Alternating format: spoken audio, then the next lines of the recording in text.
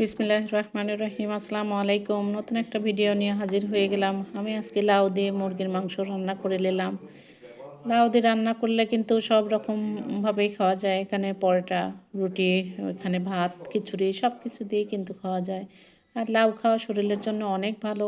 আলুর চেয়ে লাউ খাওয়া অনেক অনেক গুণ ভালো। লাউ হচ্ছে ঠান্ডা তরকারি, এটা শরীরের জন্য অনেক উপকার।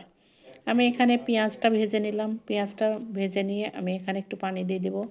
দিয়ে মশলাগুলো সব দিয়ে দেবো। এখানে হলুদ, লবণ, মরিচ, আদা, রসুন পেস্ট সব কিছুই দিয়ে আমি সুন্দর করে মশলাটা কষায় নেব। মশলাটা কষায় নিয়ে কিন্তু আমি মাংসগুলো দিয়ে দেবো। এইভাবে যদি আমরা তরকারি রান্না করি, তরকারি মজা হতে, টেস্ট হতে বাধ্য। আমরা যদি সব সময় যদি একটু ভিন্ন সবজি ভিন্নভাবে একটু রান্না করি তাহলে কিন্তু খেতে বেশ মজা হবে। লাইক দিতে ভুলে গেলে অবশ্যই লাইক দিয়ে কন্টিনিউ করতে থাকেন। ফেসবুক থেকে দেখলে অবশ্যই ফলো করবেন। ইউটিউব থেকে দেখলে অবশ্যই সাবস্ক্রাইব করার চেষ্টা করবেন। আমাদের ভিডিও করা হয় খুবই কষ্ট করে। ভিডিওতে যদি লাইক কমেন্ট না পড়ে তাহলে কিন্তু ভিডিও করার উৎসাহটা একদমই আমাদের কমে যায়। আমাদের অনুরোধ, অবশ্যই পুরা ভিডিও দেখবেন, লাইক কমেন্ট করবেন। ভালো হলেও করবেন, মন্দ হলে মন্দ করবেন, কিন্তু সেটা বলতে হবে যে এটা ভালো হয়নি, এটা এইভাবে না করে এইভাবে করলে ভালো হতো। এভাবে আমাদেরকে একটু যদি আপনারা সহযোগিতা করেন, সাপোর্ট করেন, তাহলে কিন্তু আমরা কষ্টের ইয়েটা ভুলে যাই। আর যারা কন্টেন্ট তৈরি করেন তারা তো সবাই জানেন একটা ভিডিও তৈরি করতে কত পরিশ্রম হয়। তাই তো আমি মাংসগুলো সুন্দর করে কষায় নিয়ে লাউ দিয়ে দিলাম। লাউ দিয়ে এখন একটু নাড়াচাড়া করে আমি ঢেকে দেবো 2-3 মিনিটের জন্য। 2-3 মিনিটে এখানে পানি দেওয়ার কোনো প্রয়োজন নেই। এখন পর্যন্ত আমি কিন্তু পানি ব্যবহার করি নাই।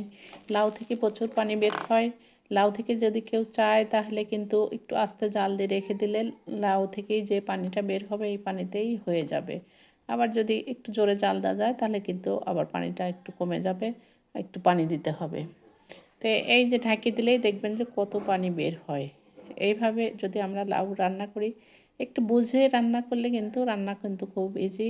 আর যদি না বুঝে না খেয়াল করে রান্না করা হয় তাহলে কিন্তু অনেক কষ্টের। তো আমি সবসময় বলি আমি নতুনদের জন্যই ভিডিও তৈরি করি এবং নিম্নবিত্ত, মধ্যবিত্ত সবার জন্যই আমি ভিডিও তৈরি করি। আমি উচ্চবিত্তদের জন্য এই চাইনিজ রান্না রান্না এগুলো আমি খুব একটা করি না। সিম্পল রান্না যেন সবাই করে খেতে পারে, এর জন্য আমি সিম্পল রান্নাগুলোই সবসময় দেখানোর চেষ্টা করি।